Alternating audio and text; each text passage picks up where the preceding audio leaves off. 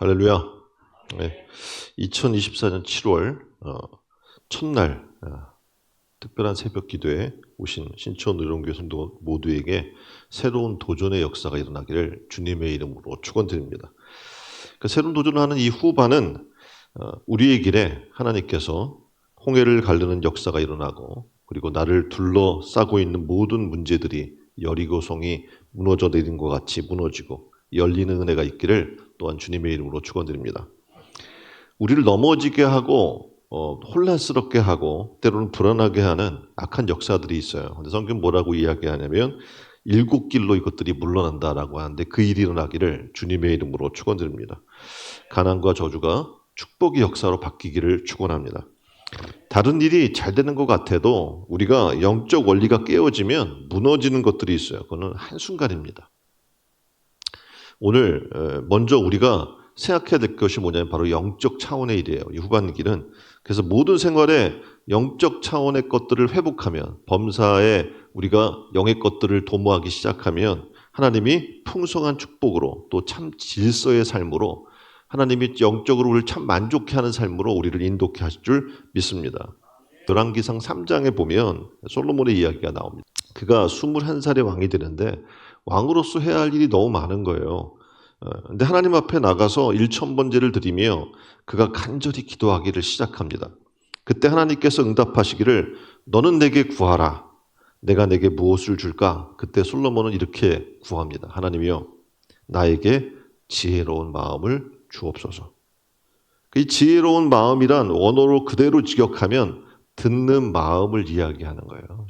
이거는 굉장히 중요합니다. 그 듣는 마음의 모습이 바로 우리가 후반기 시작해야 할 지혜의 모습입니다. 하나님의 말씀을 듣는 마음이 있어야 우리가 그 말씀대로 따라 살 수 있기 때문에 그렇습니다. 하나님이 주신 이 지혜는 듣는 마음을 통해서 우리에게 하나님께서 주실 우리의 놀라운 비전과 앞의 길들을 우리는 바라보게 될 줄 믿습니다. 그래서 예수님도 너희는 먼저 그의 나라와 그의 의를 구하라. 그리하면 이 모든 것을 너희에게 더하시리라 라고 우리에게 말씀해 주는 거예요. 자, 후반기 첫날을 시작하면서 여러분은 한번 돌아봤으면 좋겠어요. 내가 지금까지 무엇을 위해 살고 있었는가? 그리고 나의 걸어가는 이 후반기의 길이 어떤 삶을 지금 살고 있는가? 난 지금 무엇을 위해 달려가고 있는가? 이 부분들을 점검해 봤으면 좋겠습니다. 그리고 영적 원리를 다시금 회복하고 모든 생활에 영적 균형이 잡히고 예비하신 풍성한 축복을 이름받는 신촌 은혜로운 교회 성도들이 되기를 주님의 이름으로 축원드립니다. 그래서 이 생수의 강이 흘러 넘치는 그런, 오늘 지금 이야기하는 것처럼, 그래서 물이 가득해지는 그런 도전이란, 첫 번째, 말씀이 온 세상에 흘러 넘치는 도전을 얘기합니다. 지금 오늘 본문을 읽어보니까 생수의 강이 어디서 흘러나와요? 성전 문지방 밑에서 물의 근원이 시작되었다고 말씀하고 있고요. 이 물은 생명을 주는 물인데 성전에서부터 흘러나갔다라고 얘기를 해주고 있습니다. 그래서 성전은 축복의 근원이다라고 얘기해주고 있고 생명의 근원이다라고 얘기를 해줍니다. 왜냐하면 여기서부터 생명의 말씀이 전달이 되고 축복이 시작되기 때문에 그렇습니다.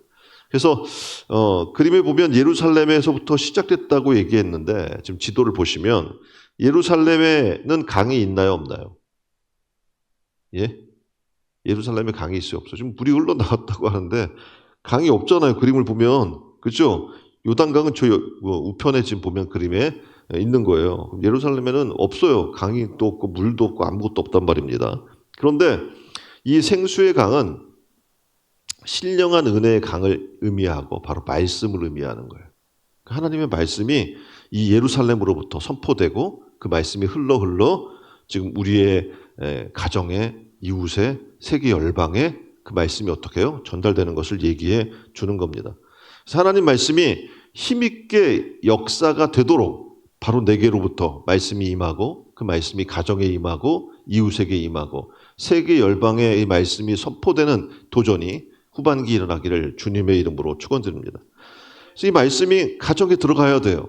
여러분 지금 이 자리에서 들었다고 끝난 게 아니라 가정으로 돌아가서 말씀이 선포돼야 하고, 일터로, 다시 이웃으로, 그리고 우리의 이 나라와 민족에게, 또 세계 열방에게 말씀이 들어가서 진정한 부흥의 역사가 일어나고 다시 일어나고 살리는 역사가 이 후반기에 일어나기를 주님의 이름으로 축원드립니다. 이스라엘 백성의 삶의 중심이 바로 성전이었어요. 왜냐하면 거기에는 뭐가 있어요? 말씀이 선포됐기 때문에 그렇겠죠. 성전 전면의 문지방 밑으로부터 물이 나와요. 그리고 동으로 흘러갔다고 얘기합니다. 그러니까 동쪽이라고 하는 방향은 하나님의 방향을 이야기를 해요. 근데 그 물이 하나님으로부터 흘러나오다가 우편 제단 남편으로 흘러갑니다. 이건 남쪽은 세상을 가리키는데 하나님의 생명의 역사가 온 세상을 향해 나가고 있다라는 것을 지금 설명해 주고 있는 겁니다. 1절 하반절 보면 전 우편 제단 남편으로 흘러내리니 라고 얘기해요. 지금 여기서 보여있는 것처럼 제단은 뭐 하는 곳입니까? 번제물이 드려지는 곳이에요. 근데 이 구약의 번제물은 뭐 양을 잡아다가 뭐 이렇게 드리잖아요. 근데 이 구약의 신약에 와서는 어떻게 해요? 예수 그리스도가 한번 우리를 위하여 제물이 되셔요. 그래서 우리의 모든 죄를 속해 주시는 은혜를 우리는 잊게 됩니다. 하나님의 구원은 바로 예수 그리스도 통해 나타나게 됨을 우리에게 말씀해 주고 또 예수 그리스도는 이 땅에 말씀으로 오셨고 그 말씀 앞에 우리는 지금 예배를 드린 거죠. 재단에 와서 예배를 드려요. 그럼 이 말씀 앞에 우리는 어떻게 되는 거예요? 거룩한 산 제물이 우리가 되는 거예요. 그래서 이 말씀이 우리 심령 골수를 해부하고 그리고 그 말씀을 통해서 하나님 앞에 온전한 번제로 우리가 올려지는 줄 믿습니다. 자, 그런데 이 생수의 강이 스며 나와요. 제단에서. 그러다가 가느다란 물줄기로 이루고 흐르고 흘러서 결국에는 사람이 건널 수 없는 큰 강이 되었더라라고 성경은 얘기해 주고 있습니다. 그 본문에 지금 척이라고 하는 단위로 설명을 하는데 이것은 또 규빗을 얘기를 해요. 한 규빗은 45cm로 보기도 하고 50cm로 보기도 하는데 이 작은 물줄기가 2km를 지나요. 그러면 사람이 건널 수 없는 큰 강이 되는 겁니다. 자연적 강들이 다른 물과 합류하고 그리고 큰 강으로 연결되는 것을 볼 수가 있습니다. 생수의 강은 스스로 힘을 가지고 있습니다. 그래서 히브리서 4장 12절에 보면 하나님의 말씀은 살아있고 활력이 있어 좌우에 날선 검보다 예리하여 혼과 영과 관절과 골수를 찔러 쪼개기까지 하며 또 마음의 생각과 뜻을 판단하나니 라고 얘기하는 것처럼 하나님의 말씀은 선포되고 우리 가운데 임하게 되면 우리 심령 골수를 해부하고 혼과 영과 관절과 골수를 찔러 쪼개며 우리의 마음의 생각과 뜻을 판단해 준다고 얘기해 주고 있는 겁니다. 자, 이 말씀의 능력이 초대교회에서는 어떻게 일어납니까? 120문도로부터 시작이 되죠. 근데 여기 하나님 말씀이 선포돼요. 그때는 어떤 일들이 일어납니까? 하루에 3,000명이 변화가 돼요. 또 5,000명이 변화가 되는 그리고 수만 명으로 또 아시아와 유럽과 온 세계로 번져나간 역사를 우리는 초대교회를 통해서 만나게 됩니다. 이 후반기에 그런 일들이 우리에게도 일어났으면 좋겠습니다. 하나님 말씀을 우리가 알아가고 또 은혜를 받아갈수록 우리는 직분받고 또 신앙의 경력이 늘어날수록 이 물줄기가 커져야 되는 거예요. 그냥 내게만 멈춰 있는 거라면 그건 아무런 변화가 없는 삶 아닙니까?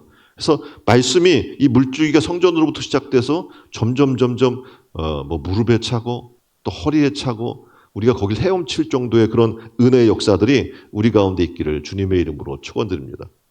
이런 성장의 은혜, 변화의 은혜가 이제 후반기로부터 시작될 줄 믿습니다. 오늘 본문에는 큰 생수의 강으로 말미암아 모든 것이 달라져요. 그리고 바뀌고 변화되는 축복을 지금 말씀해 주고 있습니다. 강물이 흐르는 곳마다 생명의 역사가 일어났고 살리는 역사가 일어났고 되게 하는 역사가 일어난 겁니다. 오늘부터 시작되는 이 후반기가 말씀이 흘러넘쳤으면 좋겠어요. 내 심령 가운데 말씀이 넘치고 다시 가정으로 돌아가서 말씀이 흘러넘치고 직장으로 가서 그 일터에서 하나님 말씀이 흘러넘치고 그래서 이것이 지역과 사회와 이 나라 민족과 세계 열방에까지 그 말씀이 선포되어서 세상을 변화시키고 하나님 말씀으로 하나님 나라 되게 하는 그 일들이 우리를 통해 시작되기를 주님의 이름으로 축원드립니다. 두 번째는 이렇게 이야기를 해요. 우리의 생각을 성령께서 주장하셔서 성령으로 가득해지는 도전을 얘기하고 있습니다. 그러니까 그러니까 물이 점점 차잖아요. 그래서 물이 가득해지는 거예요. 그래서 하나님의 성전에서 흐르는 물은 동서남북으로 흘러가요. 그리고 점점 깊게 흘러간다라고 얘기를 해주고 있습니다. 그러니까 생명의 강물이 퍼져가는데 점점 깊게 넓게 이것들이 퍼져나가요. 그러니까 물의 깊이도 그림에 보면 처음에는 발목에 이르는 물이었어요. 그래서 지금 성전 좌측에 보면 성전에서부터 물이 점점 흘러나오잖아요. 그래서 규빗이 이렇게 나와 있고, 그래서 처음에는 발목 정도에 이르는 물이었는데 이게 흘러가면서 점점 깊어져요. 그리고 무릎에 차오르고 허리에 차오르고 나중에는 헤엄칠 정도의 깊이의 물이 되었다라고 이야기를 해주고 있습니다. 다음 그림을 보면 발목에 물이 찰 때 우리는 우리 의지로 그 물을 헤쳐갈 수 있어요. 그렇죠? 발목 정도 물이면 여러분이 걸어갈 수 있잖아요. 여러분이 의지대로 나 이쪽으로 갈래 이쪽으로 가고 마음대로 갈 수 있어요. 그런데 무릎 정도 되면 어떻게 해요? 조금 버겁겠지만 그래도 가능해요. 무릎 정도는. 수영 못해도 상관없어요. 그렇죠? 이제 이게 허리 차면 조금 더 가기 힘들겠죠. 의지대로 살기가. 하지만 그래도 가능해요. 왜냐하면 발이 땅에 붙어 있거든요. 그래서 가능하단 말입니다. 근데 이게 목을 넘기잖아요. 그러면 갈 수 있어요? 발을 딛고 여러분 의지대로 갈 수 없어요. 그때부터는 어떻게 합니까? 물살에 내 몸을 맡겨야 살 수 있습니다. 그렇지 않으면 이게 휩쓸려 가요. 그래서 자기 스스로 어떻게 뭘 할 수 있는 부분이 없게 돼요. 다시 말하면 하나님의 말씀에 나를 맡기는 단계까지 가야 한다는 거예요. 여전히 교회 나오지만 발목까지 차 있는 사람은 자기 뜻대로 살아요. 무릎까지 차 있는 사람도 좀 걷는 게 조금 불편해지는 거지 그래도 자기 뜻대로 살아요. 허리까지 찬 사람도 그래요. 허리까지 찬 사람도 이게 막 이렇게 좀 걷는 게 예전처럼 막 스피드하지 못하겠지만 세상으로 막 가지는 않지만 어떻게 해요? 여전히 내 의지와 뜻대로 살 수 있어요. 근데 그 물이 나를 채워서 충만하게 될 때 이제 내 뜻대로 살 수가 없는 거예요. 내가 허우적거려 봤자 기운만 빠집니다. 그러면 하나님께서 이제 인도하시기 시작하는 거예요. 그럼 나는 맡기기만 하면 되는 거예요. 처음에 발목만 적시는 믿음으로는요. 내 마음대로 움직이지만 은혜의 강물이 흘러서 나를 가득 차게 채우게 되면 나는 이제 어떡합니까? 그 물에 몸을 맡겨야 되는 거예요. 그런 믿음이라면 이제는 나의 뜻, 나의 생각은 내려놓는 거죠. 왜냐하면 내 생각대로 신앙생활 할 수 없어요. 나의 뜻대로 신앙생활 할 수 없어요. 오직 하나님의 뜻과 하나님의 마음을 헤아려야 신앙의 삶이 시작되기 때문에 그렇습니다. 이 후반기는 그랬으면 좋겠습니다, 여러분들이. 그래서 내 생각과 내 뜻을 내려놓고 하나님의 마음과 하나님의 뜻을 헤아리는 그런 도전을 하는 후반기가 되기를 주님의 이름으로 축원드립니다. 그래서 하나님의 뜻에 맞기만 하면 일사천리인 거예요. 내가 막 그냥 힘들게 걷고 그래서 걷다가 지치고 다리가 아프잖아요. 온몸도 피곤하고.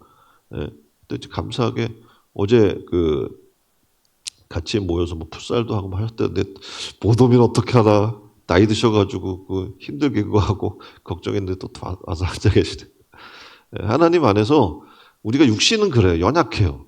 그런데 하나님 말씀을 의지해서 우리가 그 풍성한 가운데 살게 되면 사람의 일을 생각하고 하나님의 일을 생각지 않으면 역사가 없지만 하나님의 일을 생각하면 하나님은 역사예요. 하나님의 뜻과 내 마음이 일치하면 하늘의 역사가 우리 가운데 임하게 되는 줄 믿습니다. 예수님이 그림에 보면 베드로에게 이야기해요. 젊었을 때 너의 마음대로 다녔거니와 이제는 남들이 너에게 띠를 띄우고 내가 원하지 않는 것으로 너를 데려갈 것이다 라고 얘기해요. 이건 뭐냐면 베드로가 어떠한 죽음으로 하나님께 영광을 돌리게 될 것을 얘기해 준 거죠. 그러니까 이전에는 의지로 얘기하잖아요. 다른 사람 다 떠나가도 나는 그렇지 않을 거예요. 나는 부인하지 않을 거고 나는 주를 위해 어떻게 해요? 죽을 겁니다. 뭐 이렇게 얘기했는데 그 뜻대로 돼요? 너도 급해지. 난 모른다고 3번이나 부인하고 저주하고 막 그런 사람이란 말입니다. 그런데 이제는 어떻게 해요? 자기의 뜻대로가 아니라 어떻게 죽어요? 주를 위해. 그리고 십자가를 전승해 보면 십자가를 거꾸로까지 지고 주를 위해 따랐던 베드로를 만나게 됩니다. 그러니까 나의 원대로가 아니라 아버지의 뜻대로 예수님이 겟세마네 동산에서 기도하셨던 것처럼 베드로도 그런 삶을 살게 된 거죠. 이게 바로 사명이에요. 사명은 내가 원하는 대로 가는 게 아니에요. 하나님 이렇게 해주세요. 난 이걸 원해요. 이게 사명이 아니고 아버지요. 나의 생각은 이런데 그런데 결국은 뭐예요? 하나님의 뜻대로 되기를 내가 원합니다. 라는 거예요. 종종 이제 신앙생활을 하다가 보면 내가 원하는 뭔가를 하고 싶어요. 교회도 내가 원하는 교회를 가고 싶고 뭐 사명도 내가 원하는 사명을 맡고 싶고 뭐 이렇게 생각을 해요. 그런데 때로는 하나님이 어떻게 내가 달란트가 이게 있는 것 같아 보이는데 하나님은 전혀 다른 방법으로 나를 사용해요. 그래서 여러분이 아는 것처럼 뭐 과학자들 가운데에도 뭐 잘 나가는데 교수로도 잘 나갈 수 있는데 뭐 그냥 중국에 보내서 거기서 쓰게 하시면 또 쓰는 거예요. 저 사람을 아깝게 왜 저렇게 쓰지? 하나님의 방법에서는 아까운 게 없어요. 그렇잖아요. 하나님이 쓰시고자 하면 쓰시는 거예요. 그래서 하나님의 뜻에 맡기면 영광된 일들이 되는 거예요. 내 생각에 우리 인간의 생각에는요. 정말 그게 아까운 일이고 손해보는 것 같아 보이지만 은혜의 강물에 맡기면 하나님이 우리의 삶을 인도해 주신 줄 믿습니다. 자, 이제 후반기 무엇을 생각하며 살 것인가? 우리의 생각은 보이지 않지만 다른 사람도 몰라요. 내 생각이 무슨 생각을 하고 있는지. 그런데 그 생각 때문에 하나님의 인도하심이 달라져요. 그리고 어떻게 해요? 우리 앞날도 달라집니다. 시계 하면 떠오르는 시계가 있죠. 어디 시계예요?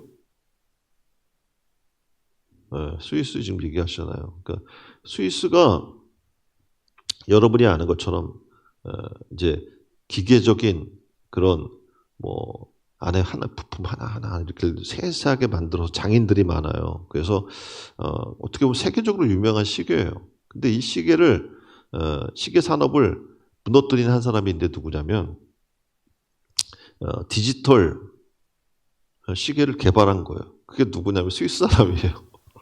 막 장인들이 있는 그곳에 디지털 시계를 개발했어 이 사람이. 그러니까 장인들이 생각할 때는 어떡합니까? 태엽으로 감는 시계가 전 세계적으로 명성을 끼치고 있는데 그것 때문에 돈도 많이 벌고 있는데 말도 안 되게 무슨 디지털이야. 가치도 없게 라고 생각해서 그 기술을 인정 안 해줬어요. 이 사람이 다른 나라에 팔아버렸어요. 기술을. 그랬더니 어떤 일들이 벌어지는 거예요. 시계 왕국이었던 스위스가 지금 도표에 나와 있는 게 뭐냐면 스마트워치에 뒤처졌어요. 그래서 요즘 보면은 뭐 애플이나 갤럭시나 스마트워치 막 개발해가지고 하잖아요. 요즘 젊은 세대 다 스마트워치 차지 누가 기계에 태엽 감아야 되고 막 이런 약을 넣어야 되고 그런 걸 하겠습니까? 그래서 생각이 안 바뀌면 결과는 달라진다라는 걸 우리에게 보여준 예입니다. 그래서 생각이 굳어지면 야 이거는 변하지 않을 거야라고 우리가 생각하면서 굳어지면 결국 내리막길을 걷는 거예요. 우리의 삶도 그렇습니다. 새로워지지 않으면 안 돼요. 그래서 후반기에 우리가 목표하는 것은 새로워지는 거예요. 내 마음과 내 생각과 하나님을 향한 나의 모든 것들이 새로워지기를 주님의 이름으로 축원드립니다. 새로워지려면 방법은 하나밖에 없어요. 성령으로 충만해지는 거예요. 우리가 영적으로 새로워져야 될 거 아니에요. 육적으로는 뭐 우리가 새로울 게 뭐가 있습니까? 우리의 육은 날마다 후퇴하는데. 그렇죠? 우리 속사람이 새로워져야 되는데 그러려면 성령의 역사가 필요한 것이고 그래야 성령의 충만함이 있어야 우리의 신앙은 어떻게 합니까? 이야기한 것처럼 확장이 되는 거예요. 물이 작은 줄기로 나와서 그것이 큰 강이 되고 물이 바다를 덮는 것과 같은 그런 역사가 우리 가운데 있기를 그것이 성령의 충만함이 우리 가정에 이웃에 직장에 이 교회에 있기를 주님의 이름으로 축원드립니다. 신앙생활 하다 보면 시험거리가 있어요, 없어요? 예? 없어요, 여러분? 평안하십니까? 시험거리가 생겨요. 근데 이때 기도가 아니면 시험이 주는 고통을 이길 방법이 없어요. 그러니까 평안한 것 같지만 사람들 안에 다 그냥 세상이 주는 고통으로 그득 차 있거든요. 이때 내가 문제를 해결하기 위해 내가 행동하면 그 하나는 효과가 있을지 모르지만 많은 그걸로 말미암아 부작용이 일어나게 됩니다. 그러니까 고통을 내가 해결하려고 하는데 행동을 하는데 그게 잘못된 결정을 하는 거죠. 그런데 기도하면 하나님이 하시는 거예요. 내가 하는 게 아니라 누가? 하나님이 하셔요.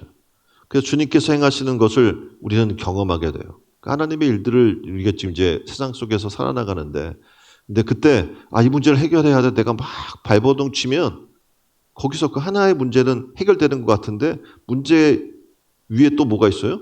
문제 뒤에 문제 그 뒤에 또 문제가 있는 거예요. 이걸 해결할 방법이 없는 거예요. 그런데 놀랍게도 하나님께 맡기고 기도하면 하나님이 그 일을 행하시는 것을 우리는 체험하고 만나게 될 줄 믿습니다. 그래서 이렇게 생각하고 기도하고 믿음으로 이 후반기를 이겨나가기를 주님의 이름으로 축원드립니다. 그러면 하나님은 더 큰 은혜를 주실 거예요. 그리고 하나님께서 일하시는 것을 만나는 후반기가 될 줄 믿습니다. 이게 나뿐만 아니라 남편도 아내도 그리고 자녀도 다 성령 충만함으로 변화되고 새로워지는 역사가 이 후반기에 우리를 통해서 일어나기를 주님의 이름으로 축원드립니다. 자, 내가 스스로 할 수 없는 일들이 너무 많아요. 그런데 성령이 나를 사로잡으면 나는 할 수 없는데 내게 능력 주시는 그분 안에서 할 수 있게 됩니다. 여기에 기쁨이 생기는 거고 만족이 생기는 거예요. 신앙생활은 그런 거예요. 그래서 여러분이 인간적으로 뭔가를 하려고 해보세요. 지쳐요. 이게 10년, 20년, 30년 연수가 더 쌓이게 되면 더 지쳐요. 새로워질 게 없어, 우리의 삶은. 그런데 성령이 인도해서 성령에 사로잡혀서 그 삶을 살아나갈 때 우리는 어떻게, 우리도 모르게 성장해요. 그리고 어떻게 하나님의 역사가 작은 물줄기로 시작된 이 역사가 차고 넘치는 은혜 역사로 바뀌게 되는 겁니다. 성령이 역사할 때 거기에 기쁨이, 성령이 역사할 때 거기에 만족이 있는 거고 감사가 있고 찬송이 있고 순종의 삶이 자연적으로 따라오게 되는 겁니다. 계산과 상식, 이걸 초월해요. 하나님의 역사는. 내게는 길이 안 보여요. 그런데 이미 주님께서는 길이 예비되어 있는 거예요.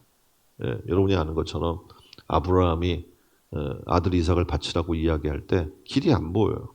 근데 놀랍게도 바치는 순간 길이 보이는 거예요. 하나님은 이미 예비되시는 여호와 이레 하나님을 우리가 만나게 되는 거죠. 자, 형통이란 단어가 있습니다. 형통이란 말은요, 힘든 일이 없고 장애물이 없다. 그렇게 생각하세요? 형통은 힘든 일이 없고 장애물이 없다는 의미가 아닙니다. 장애물을 뛰어넘어가고 건너간다라는 의미가 있고 그리고 앞날이 열리는 거예요. 그거를 형통이라고 얘기하는 겁니다.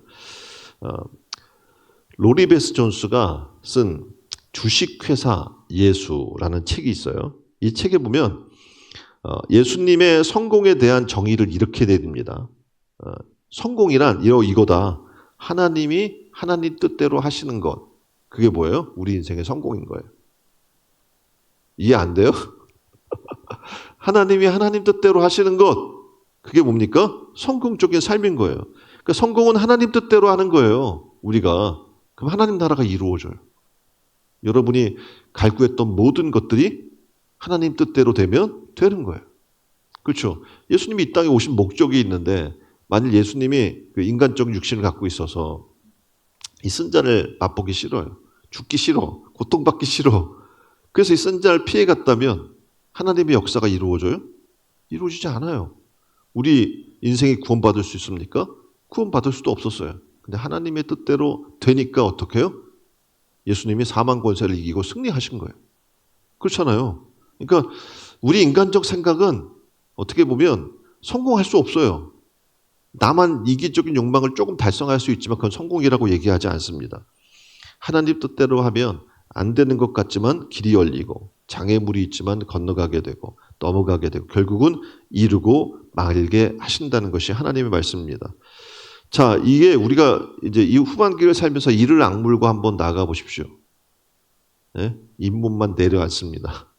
그래서 여러분이 막 진짜 막 악으로 깡으로 이렇게 살아나가게 되면 잇몸이 다 내려앉아요. 왜냐하면 이를 악물고 살잖아요. 그래서 아마 치과 의사들이 그렇게 얘기할 거예요. 좀 스트레스 좀 덜 내고 그리고 너무 막 긴장해 살지 말고 좀 뭐예요? 여유를 가지세요. 마음에 평안을 좀 가지세요. 이렇게 얘기할 거예요.